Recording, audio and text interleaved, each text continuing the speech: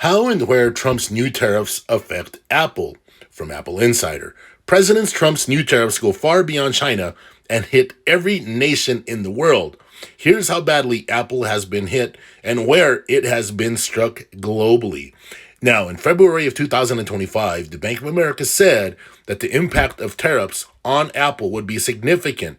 Before the extent of the tariffs were announced, Bank of America estimated that they would mean Apple would have to raise iPhone prices by 10%.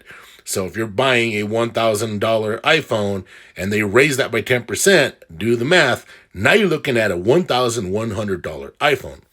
Apple has yet to make any announcements about price changes. It might have attempted to swallow small increases in component costs, but it is unlikely to absorb these massive ones. The company has previously made a point of how it has kept the iPhone costs the same for years, although only in the US. Now, we all know that phones are already expensive enough as it is, and this whole thing with the tariffs, it's going to affect people globally, far and wide. Now, that means it is borne at least some inflation costs, mostly because of smart buys of commodities like DRAM and also any added expense of new technologies being added to the iPhone.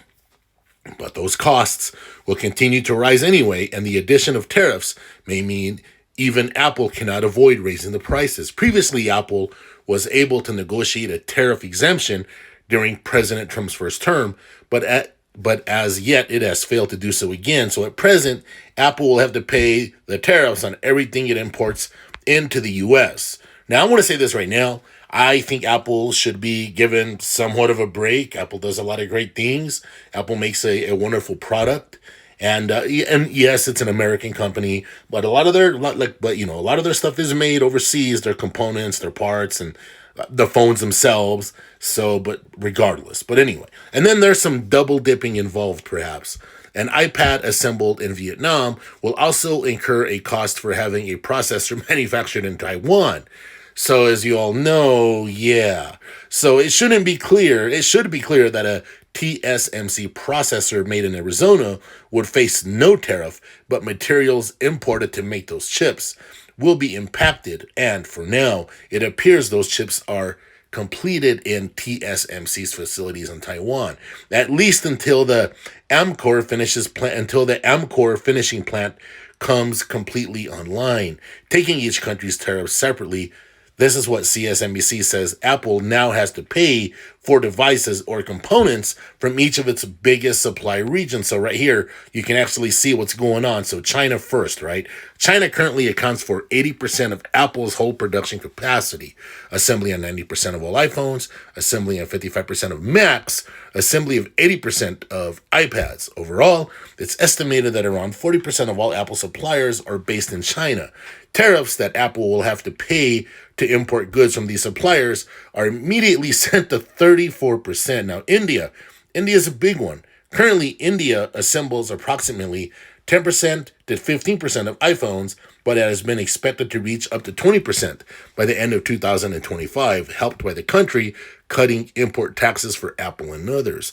Apple is now required to pay a tariff of 26% on imports from India. So are you people seeing how this is adding up, so on and so forth? All right, now Vietnam, this is the big one. Well, it's not the big one, but anyway, you get what I'm saying. Vietnam has benefited from an increase in investment from Apple, partly to avoid the expected tariffs and partially to avoid overall U.S.-China trade tensions. It has also been intended to reduce Apple's over dependence on China as a single supply source.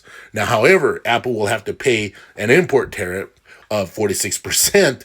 This will affect assembly of 20% of iPads, assembly of 90% of Apple Watches. All right, so there we go, people.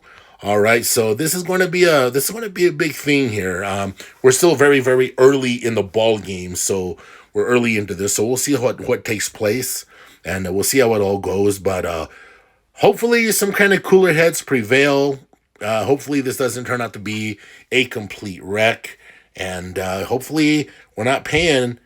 I mean, for prices to go up by $100, some people could tolerate that. But if these prices are going to go up at like $400, $500, if we're paying $2,000 for an iPhone, no way.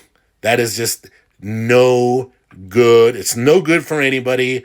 It's no good for, anyone around the world, right? All right. And Apple stocks fell almost 7.5% in extended trades as of 8 a.m. Eastern Time on April 3rd. It's not clear what the market sentiment will be when the markets opens. In comparison, Nvidia shares dropped 4%, while Tesla lost approximately 4.5%. Amazon, Meta, and Google parent company Alphabet also lost between 2.5% and 5%, while Microsoft is down almost 2%.